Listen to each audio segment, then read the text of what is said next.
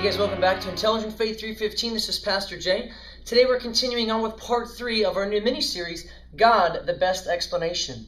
And throughout the duration of this mini-series, we're going to be seeking to demonstrate that it does appear that the best explanation of numerous features of our universe would happen to be a personal creator God. The features that we're going to be examining throughout the course of the mini-series, as we talked about in parts 1 and part 2, would be the following. The fact that the universe exists, it has a beginning, that it is finely tuned for the existence of complex biological life for conscious observers, that the universe also has mathematical and logical applicability. The universe has the feature of moral objectivity. Also, that in our universe there is conscious intentionality that begs out or cries out for an explanation. And then also feature number 8, that theistic possibility is real. Logically, there does seem to be that possibility for God's existence that is a significant feature of our universe that needs an explanation. And if you're with us last time, we did dive into that first feature, the existence of our universe. This, of course, is one of the most fundamental questions of philosophy. Why is there anything rather than nothing? And just to summarize quickly, the material that we covered was number 1, every contingent thing has an explanation for its existence. Number 2, if the universe has an explanation for its existence, it is a transcendent personal being. The only other alternative is to say the universe has no explanation for its existence, or the universe itself is a necessary being that's impossible for it not to exist. This premise seems to be much more plausible and in line with what we know to be true about reality. That if the universe has an explanation, it is a transcendent personal being. Premise number 3, the universe is a contingent thing. The universe is a thing that could possibly not exist, that doesn't have to be, and if that is the case, the preliminary conclusion is therefore the universe has an explanation of its existence, and the final conclusion is that therefore the explanation of the universe is a transcendent personal being. Transcendent because it is outside of the universe, because it is the very explanation for the time, space, matter, and energy of the universe, and must therefore be transcendent outside of the universe by definition, and would have to be a personal being, because the only immaterial, transcendent being that we know of that could be the explanation would be numbers or a personal mind, an unembodied immaterial mind. Numbers cannot cause anything. They could never be a sufficient explanation. The only other candidate would be a transcendent personal being. And so as you examine these 5 premises, this abductive reasoning, seeking to explain that feature that the universe does indeed exist, it appears that God is the best explanation for the beginning, or rather, for the existence of the universe. This, of course, is a very simplified version. It's a different version of the contingency argument for God's existence. If you're not familiar with that, I do encourage you to go into our website, intelligentfaith315.com, and search for the contingency argument, or just Google that argument yourself, the contingency argument from Gottfried Wilhelm Leibniz. And this is a simplified version of that. The existence of the universe definitely seems to point to God. So for today, we're going to go on to our second feature of the universe, that it does seem that it points to the existence of God as the best explanation. As you can see highlighted here in red, the beginning of the universe is a very significant feature that needs to be explained and needs to be pointed out. So have you ever pondered this question? You as the viewer, you as the listener, whether you are a philosophical naturalist, a materialist, an atheist, whatever philosophical or religious perspective you hold to, have you ever asked yourself the question, what is the best way to explain the fact that our universe did indeed have a beginning? Well, let's jump into it together. Number 1, the first premise that we need to come to is the fact that the universe began to exist. Now, of course, you don't have to agree with that, but as we're going to discover in a few seconds here, you're going to be disagreeing with some of the most well-founded and incredible discoveries of modern 20th century science, cosmology, and astrophysics. You can, of course, claim that the universe didn't begin to exist, but rather has always existed, is eternal in the past, but you're going to be going against science and philosophy, and almost nobody believes that anymore. But of course, you can bypass this premise by thinking that.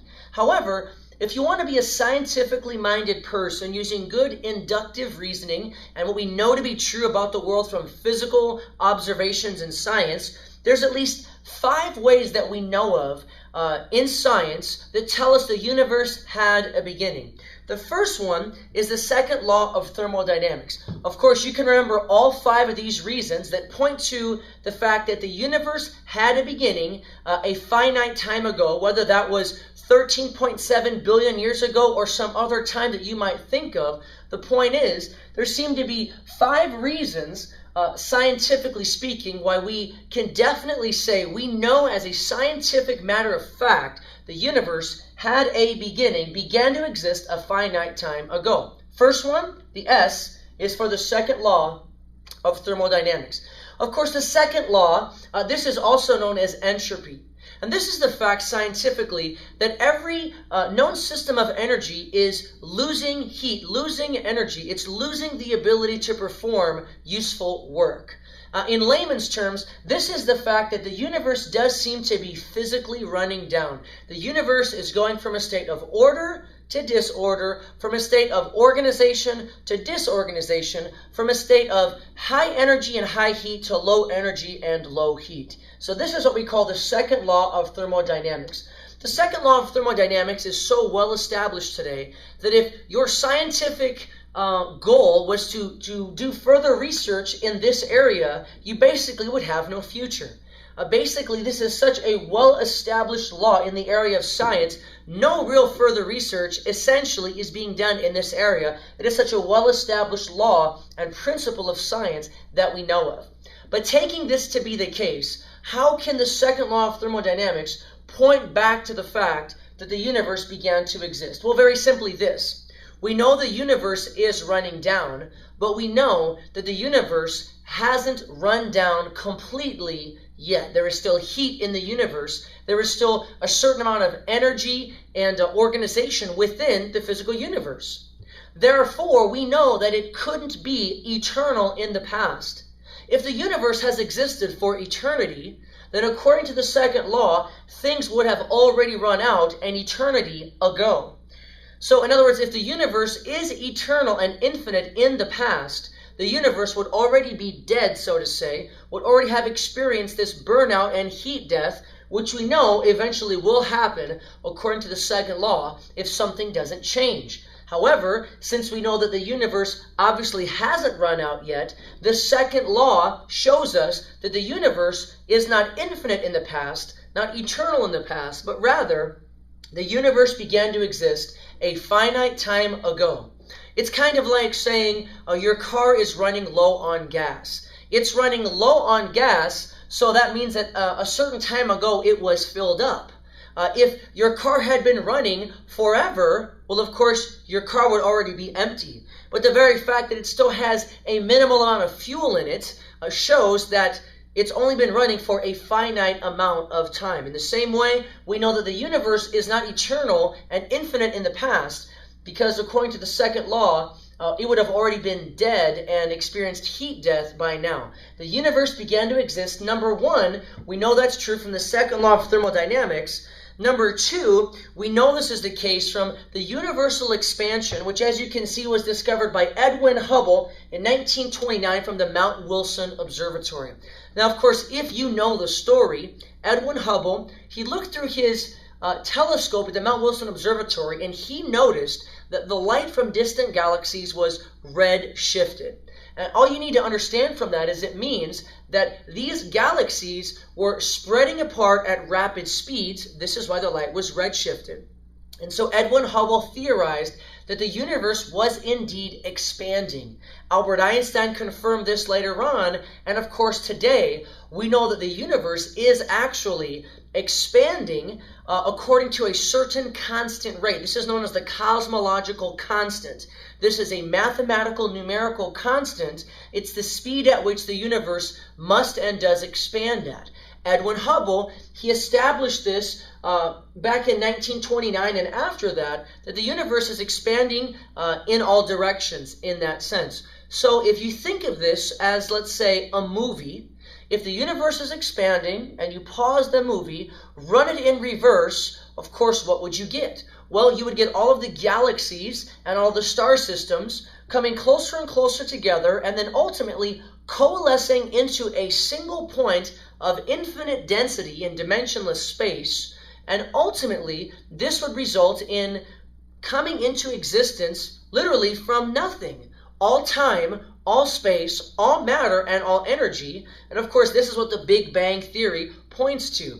The Big Bang Theory of cosmology points to that fact that there is a boundary condition, there is a boundary point, that space, time, matter, and energy began to exist a finite time ago. We know this from the second law, but also from the universal expansion discovered by Edwin Hubble in 1929. Thirdly, we know this to be the case because of the radiation heat echo. As you can see here, Arno Penzias, a scientist named Wilson, at the Bell Labs, they discovered that there is remnant heat in the far reaches of space from this initial, I guess you could say, cosmic explosion, this creation event, this Big Bang explosion. They discovered the radiation heat echo.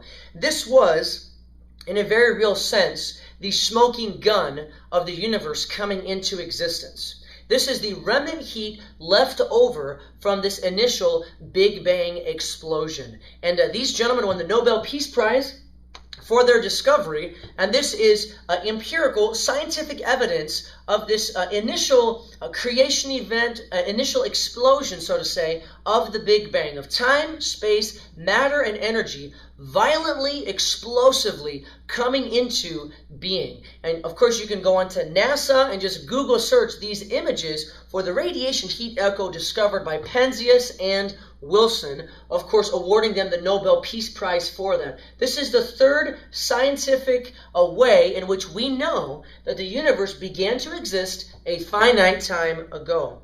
Fourthly, galaxial ripples. This was discovered by the COBE satellite in 1989. COBE, of course, stands for the Cosmic Background Explorer. And essentially, if the Big Bang Theory were true, if Big Bang cosmology was a reality, what they expected to find in 1989 as they sent out the COBE satellite was certain galaxial patterns of matter and, well, basically just matter being clumped together in certain formations that were predicted by the Big Bang cosmological model. And you can do some research on this. The scientists that were involved in these galaxial ripple discoveries from the COBE satellite, these gentlemen were quoted as saying that when the galaxial ripples, these certain specific formations of matter and galaxies in deep space as a result of the initial Big Bang bringing all time, space, matter, and energy explosively into being, these scientists involved in that said, quote, "It was like looking at the machining marks of the Creator." And so these gentlemen who were involved in the COBE satellite, they discovered these galaxial ripples which were predicted by the Big Bang, and for them it was absolutely incredible scientific evidence and confirmation empirically of this mathematical theory, the Big Bang theory of the beginning of the universe a finite time ago. So the second law, universal expansion, the radiation heat echo, and the galaxial ripples from the COBE satellite point to the beginning of our universe, and then also certain equations of mathematics. Of course, this first equation, E equals mc squared, I'm sure you're very, very familiar with this. This, of course, is Albert Einstein's theory of relativity. Energy equals mass times the speed of light squared. And many, many things that we know about this equation, but one of the initial things that we learn, something that bothered Albert Einstein, is that it points back to the creation of the universe, that the universe had a point of beginning a finite time ago. It's a well-known historical fact that Albert Einstein was bothered by this. He was annoyed by this. He actually tried to modify his equations, but eventually admitted that this mathematical theory, which is confirmed by empirical observations, such as the universal expansion, which he went to Mount Wilson Observatory and looked through Edwin Hubble's telescope, it does indeed point back to the beginning of our universe. E equals mc squared. Albert Einstein a man who believed in a God, not the God of Christianity, but in some kind of a deistic or pantheistic creator, his equation, the most famous equation in the world, points to the beginning of a universe. And I just encourage you as the listener to pay attention to that.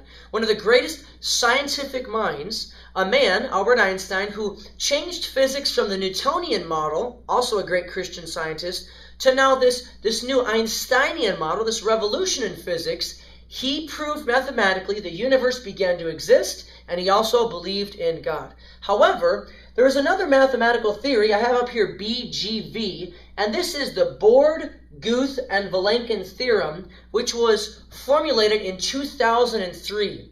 And I do encourage you to do some research on this. Arvin Borde, Alexander Vilenkin, and Arvin Guth in 2003 established a mathematical theory which has gotten some interesting press in recent years, that any universe which over the history of that universe has any expansion whatsoever must have had a point of beginning in the finite past. Let me say that again.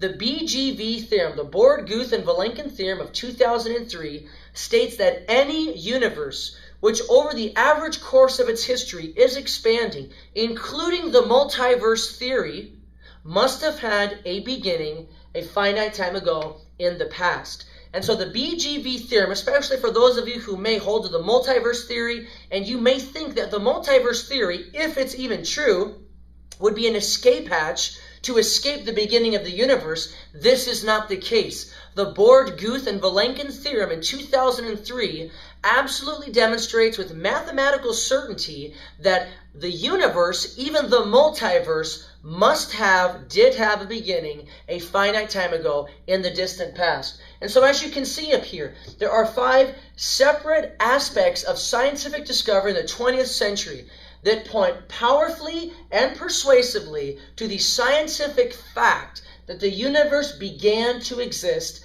a finite time ago.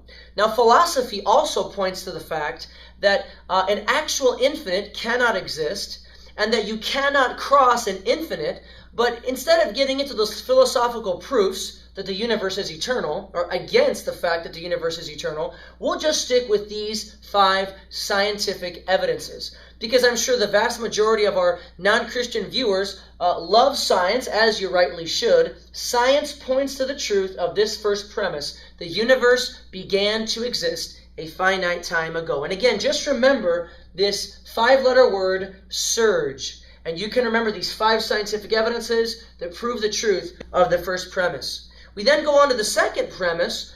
If the universe began to exist, then the universe has a transcendent cause.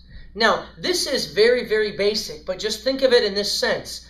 If all of time, space, matter, and energy, if the entire physical universe came into being a finite time ago, if it had a beginning, then the cause of that must be outside of the universe. The only other explanation would be to say that the universe was self-caused. You can't say that the universe is eternal because we just proved that it began to exist. But you could perhaps say that the universe is self-caused. And as we said in our last video, I believe that Daniel Dennett, a philosopher who just really makes no sense in this area, he claims that the universe is self-caused. Now, listen to me. If that were the case, this is what would have to happen. The universe would have to exist before it existed in order to bring itself into existence. It would have to pre-exist its own existence in order to bring itself into existence. That is one of the most illogical and incoherent ideas that has ever been thought of. And that kind of a thing is just, not just illogical, it is impossible, logically speaking, and in reality. So you have no other choice. Once we understand the universe began to exist, well, then it must have a transcendent cause. Everything that does begin to exist has a cause, and if there is a cause for the universe, it has to be transcendent, because all transcendent means, after all, is it is outside of the universe. And by definition, this cause would have to be outside of the universe because it's the cause of the entire universe. And so premise number 2 seems to be more plausible than the opposite. If the universe began to exist, then the universe has a transcendent cause. Of course, the only other way that you could perhaps try to get around this is to say the universe has no cause. It is just simply uncaused, unexplained, and this, of course, goes against all scientific thinking, all scientific reasoning. As we said in our last video, the scientific enterprise is essentially a search for causes and a search for an explanation. Science points to the fact that the universe began to exist, and if it began to exist, it must have a cause outside of the universe, which means it is a transcendent cause. And premise number 3, therefore, the universe has a transcendent cause. And that essentially, ladies and gentlemen, is basically this argument that the best explanation for the beginning of the universe is a transcendent cause. Now, what is transcendent? What is something that is immaterial and exists beyond and outside of the universe? As we said in our last video, the only 2 candidates that we can really possibly conceive of would be these immaterial abstract objects like numbers or shapes, or an unembodied, immaterial, timeless mind. Of course, a mind isn't a material, physical object. So which one could it be? Would it be these immaterial, non-physical, abstract objects like numbers and shapes and so forth, as some people do believe actually exist transcendently, such as Plato did and some philosophers of mathematics do today? Well, it couldn't be numbers, because you see, numbers don't cause anything. The number 7 doesn't cause anything. Circles or geometric shapes, they don't cause anything, even if they did exist immaterially and in a transcendent way. The only other candidate would be a transcendent cause that would have to be an immaterial mind. It would be immaterial because it would be the cause of the material world. It would also be timeless because it is the cause of all time. This would also be tremendously, unimaginably powerful because it is the cause of all energy and matter in the universe. And of course, it would have to be personal because the universe beginning to exist it points to the fact that this being made a decision at a certain moment in time to act and to allow the universe, to cause the universe to come into being. And so this simple form of abductive reasoning points us to a transcendent, immaterial, timeless, tremendously powerful personal being that is the cause of the entire physical universe. And of course, already, those are some of the primary qualities and attributes of a personal creator, especially the one that is taught from the Christian worldview. So I do encourage you to think about this. The beginning of the universe, something that is established very well by science, it points to the fact that there is a transcendent cause. And if that is true, if there is a transcendent cause of the universe, it would have to mean that it is an immaterial, personal being that is timeless, spaceless, and unimaginably powerful, the cause of the entire physical universe. It appears that God is the best explanation for the beginning of the universe. I encourage you to think about that. Come back and join us next time as we begin to discuss the fine-tuning of the universe, another feature that needs an explanation. Until next time, have an intelligent faith.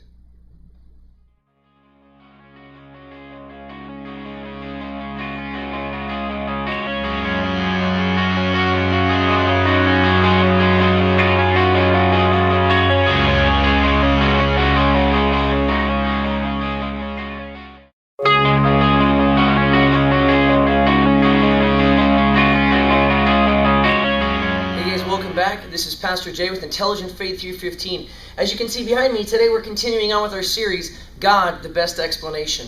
This is part 4 of the series. We're so glad you've come back to join us. Do encourage you to go over to our mother website, intelligentfaith315.com, if you haven't been there. Also encourage you to go to iTunes and check out some of the podcasts that we've produced here at Intelligent Faith 315.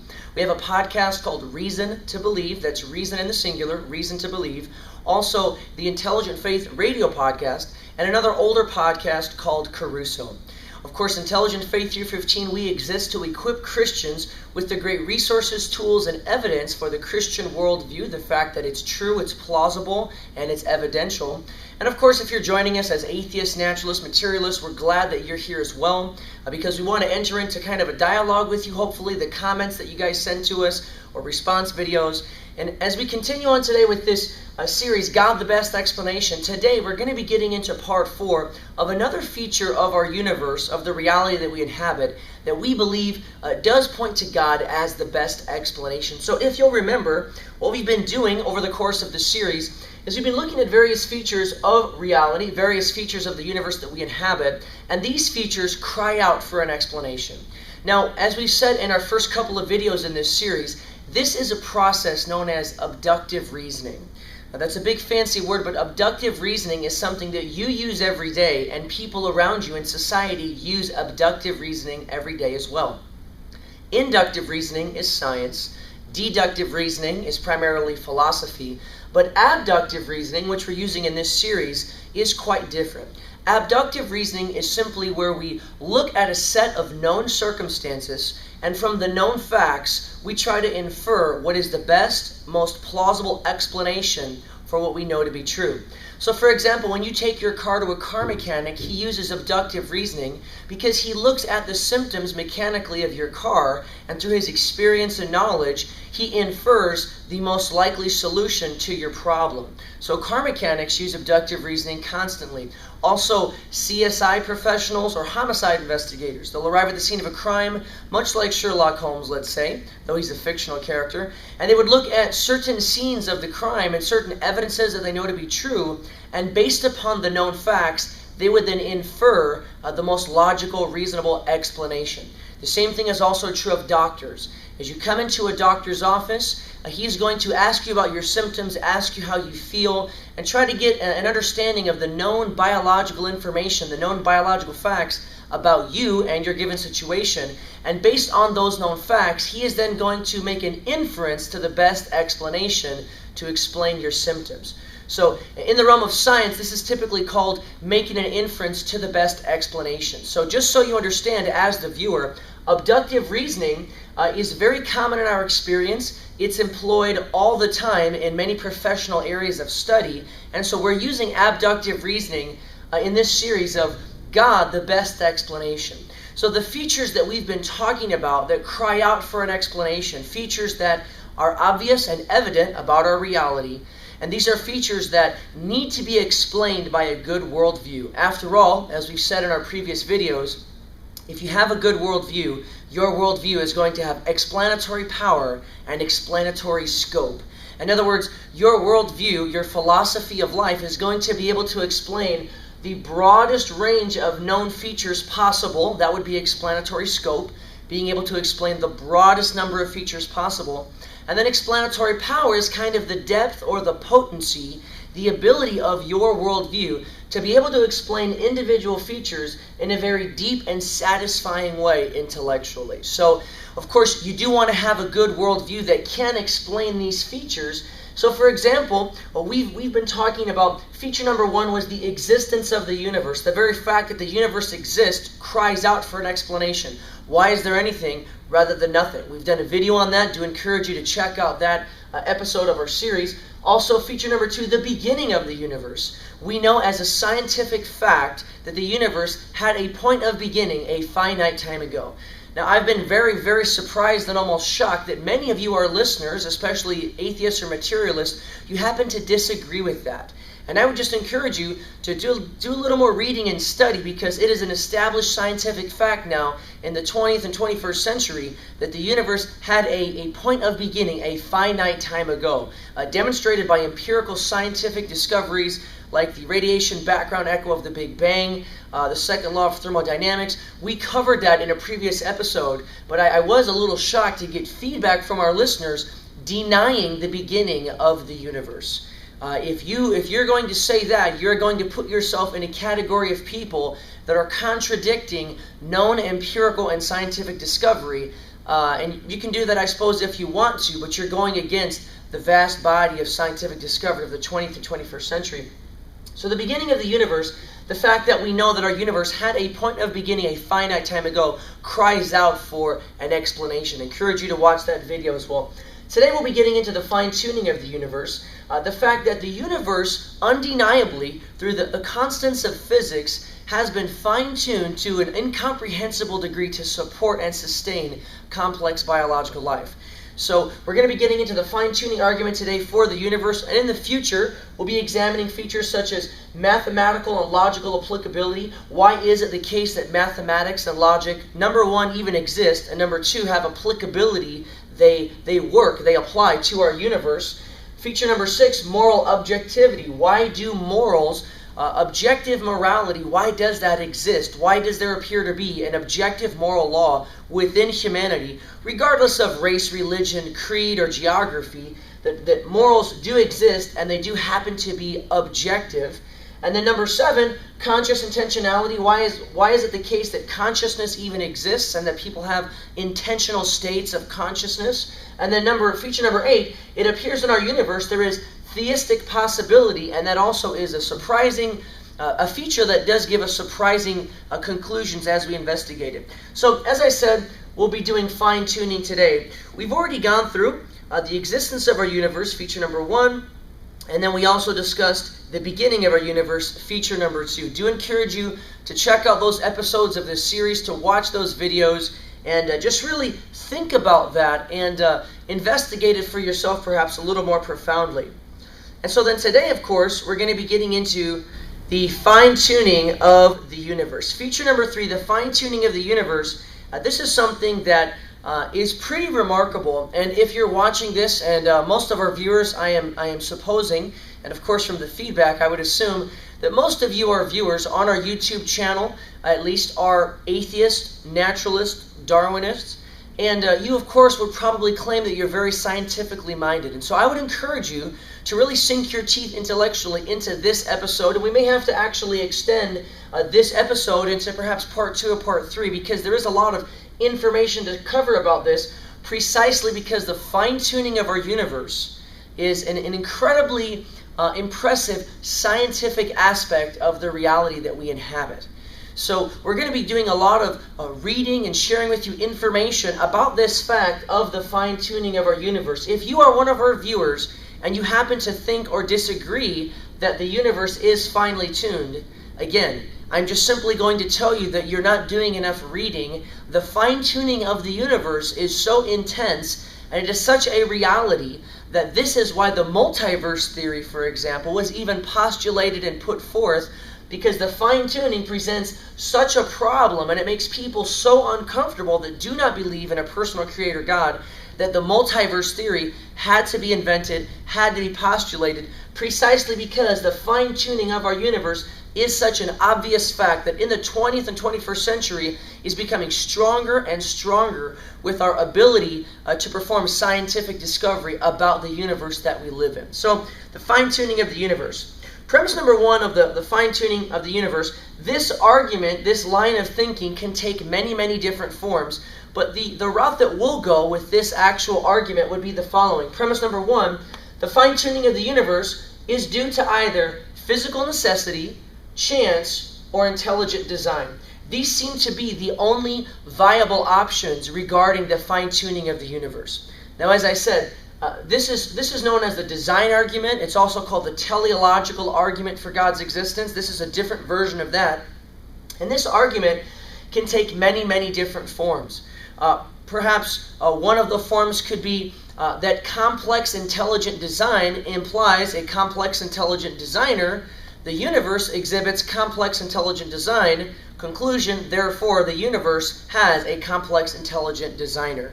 So there's all kinds of forms that this argument can be fashioned in. This, of course, was put forth by Bishop William Paley with his famous watchmaker argument. And he was simply putting forth the case that as you would walk along a sandy beach, if you were to discover a handcrafted pocket watch, or at least one that appeared to be handcrafted and so forth, if you discovered this metal watch with a transparent glass case, these precisely engineered mechanical parts and so forth, you would never assume that that happened by blind, random chance, accidentally, atoms combining and recombining. Bishop Paley, he formed his original teleological argument in that sense, as a watch postulates a watchmaker, so the universe postulates a creator. And of course, this design argument, it not only has many different forms, but it can be applied in many, many different levels. And I'll probably make reference to that later on in the series. You can talk about the fine-tuning of the universe at a cosmological level, at kind of a universal level, which that's what we'll be doing. And this would focus mostly on the initial conditions for the Big Bang and the constants of nature, these mathematical quantities that are constant and are absolutely necessary for life to exist. So the design argument can take place at the universal cosmological level. You can also then drop it down and talk about design and fine-tuning at the terrestrial level. In other words, talking about planet Earth. And for those of you, our viewers, who have not seen it yet, I do encourage you to check out this video, The Privileged Planet, either by purchasing the DVD or even on YouTube. You can just type in The Privileged Planet. And this is really a fascinating documentary which was done by Guillermo Gonzalez and Jay Richards, two PhD scientists, showing that the universe itself exhibits fine-tuning, but they focus specifically on the planet. That our Earth is a privileged planet because of the design characteristics that it exhibits and also its special location within the Milky Way galaxy, that it seems to not only have been designed for life, but designed for observation. So for habitability, but also for observation ability. So to be able to make observations scientifically to learn about the universe that we inhabit. So again, you can drop the fine-tuning argument down to the terrestrial level, talking about the solar system and planet Earth itself. And then you can drop it down even further to talk about fine-tuning, not just universally, terrestrially, but also biologically. Of course, as you look at the human body, or even the individual cell, there is incredible design and specified complexity that exists within the human body. And really, these challenges that have been put forth have not been satisfactorily answered by atheists, materialists, or Darwinists, such as the bacterial flagellum, the ATP synthase, numerous molecular machines that exist at the biological level. We do see incredible design in the human body. If we witness this type of design in some type of a mechanical creation, such as a robot, maybe like a transformer, or in this recent movie, The Pacific Rim, that came out with these Jaegers, if you would see this type of design in the mechanical world that we see in the human body, you would never attribute it to random chance. Every time you see a highly complex, intelligent machine, you know that that machine had an engineer. And it's just unquestionable that the most intelligent and highly designed biological machine in the universe is the human body, and specifically the human brain. These 3.5 pounds of gray matter is the most complicated 3.5 pounds of mass in the universe that we know of. So again, this fine-tuning argument can be applied, and I encourage you to investigate this as our viewers, at the universal level, at the terrestrial level, at the biological level, and then even more so at the informational level. So in other words, this talks about the DNA molecule and the complexity of the encoded DNA language within DNA. And some people have called that the holy grail of intelligent design sciences. So do encourage you to check this out. But as I said today, we're going to be focusing basically on the universe at large, so at the highest level of this argumentation, talking about the physical constants and quantities, the initial conditions for our universe to have come into existence, that they are extremely finely tuned and they actually hang upon a razor's edge for life to be possible. So as you can see behind me, there's basically three possibilities. The fine-tuning of the universe is due to either physical necessity, chance, or intelligent design. Now just quickly, physical necessity, of course, this would say that the universe has to be exactly the way that it is. Now we know that this is not the case, because we could imagine that the universe could have been different. Physical necessity would say that the physical constants and quantities of nature that we observe today have to be exactly like they are, or life would not have been possible. Now, if that were the case, if physical necessity were actually real, if the conditions had to be precisely the way that they are, if the universe could never have been otherwise, well, then that would, of course, be strong evidence for design in and of itself. But of course, we know the universe could have been different. The physical constants and quantities themselves could have been varied. Variation could have taken place. And so life didn't have to arise. The universe doesn't have to be finely tuned for the existence of life, but it is. So physical necessity doesn't seem to be a really, really good option. Let me just read to you a little bit about this option of physical necessity. Dr. William Lane Craig, PhD, theologian, philosopher, he writes this. He says, during the last 30 years or so, scientists have discovered that the existence of intelligent life depends on a complex, delicate balance of initial conditions given in the Big Bang itself. And of course, we're going to be talking about those over the course of this episode. Scientists once believed that whatever the initial conditions of the universe, eventually intelligent life might evolve. But we now know that our existence is balanced on a knife's edge. It seems vastly more probable that a life-prohibiting universe, rather than a life-permitting universe such as ours, should exist.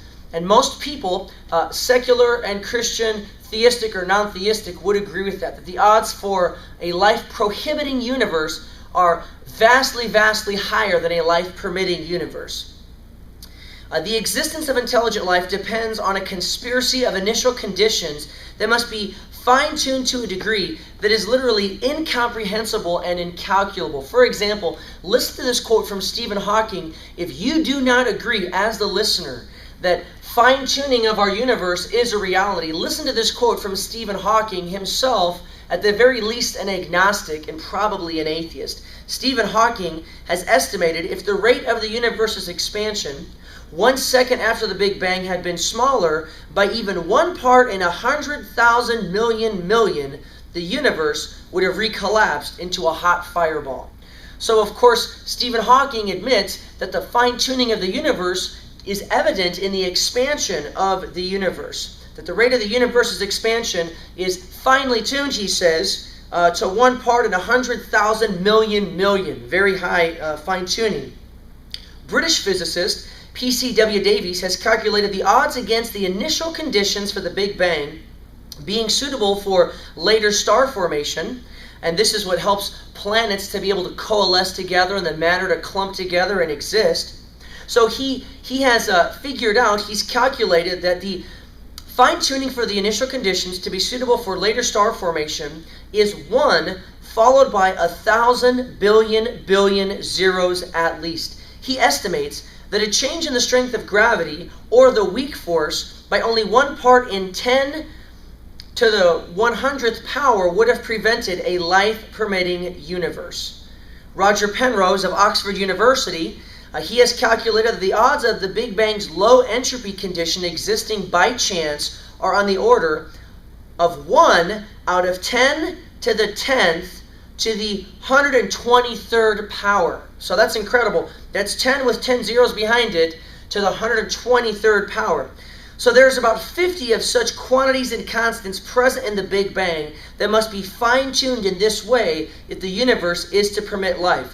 And I just want to let you know, as the listener, it's not just that these qualities or these characteristics, these values mathematically are finely tuned individually. The ratio of this quality to that quality, for example, the cosmological constant as in ratio to the gravitational constant, in ratio to the speed of light, there is a finely tuned ratio that must also exist. So it's not just that the quantities themselves are finely tuned, the ratio of them to each other is also finely tuned.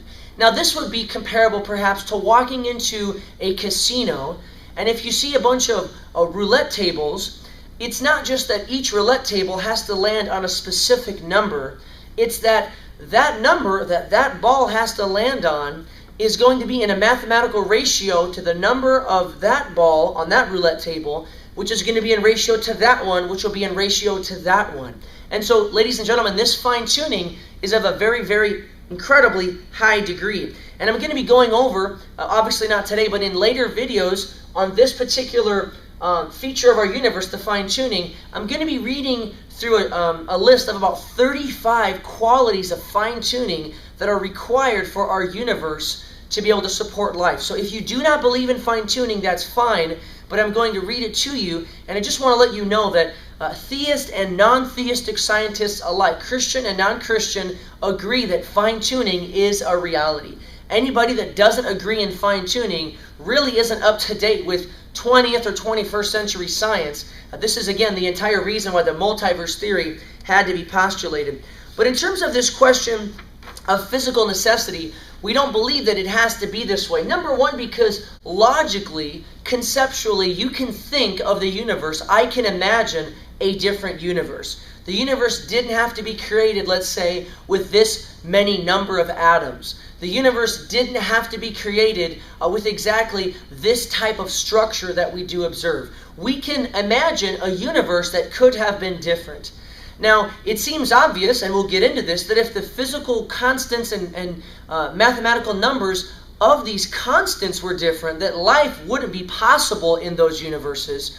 Nevertheless, we can imagine a universe that could have been different. They would more than likely, all of them, be life-prohibiting universes, but we can imagine a universe that could have been different. P.C.W. Davies, on this aspect of the universe not being physically necessary as we see it today, P.C.W. Davies, he wrote this. He said, quote, "Even if the laws of physics were unique, it doesn't follow that the physical universe itself is unique. The laws of physics must be augmented by cosmic initial conditions. There is nothing in present ideas about, quote, the laws of the initial conditions remotely to suggest that their consistency with the laws of physics would imply uniqueness." And so he finishes, P.C.W. Davies, by saying, "It seems then that the physical universe does not have to be the way it is. It could have been otherwise." And so it seems that somebody trying to use this option to explain away the fine-tuning of the universe that we observe by saying, well, the universe has to be the way that it is, it would seem that that is not a very plausible option. And as I said before, if there is a single physically possible universe, the existence of this incredibly complex world machine might be itself powerful evidence of a cosmic designer. So again, this doesn't seem to be a good option for the fine-tuning of the universe. And so in our next video on the same feature, we're going to be getting into the possibilities of chance and then, of course, intelligent design.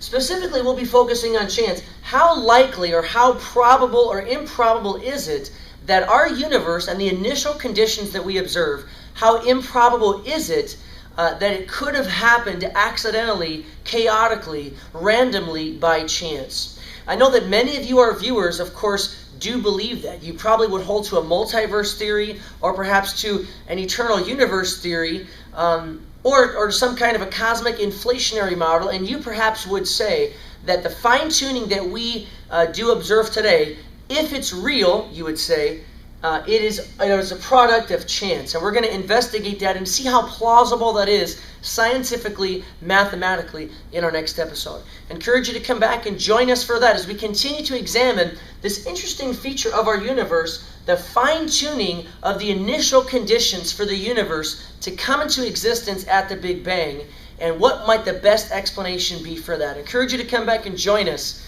Until next time, have an intelligent faith.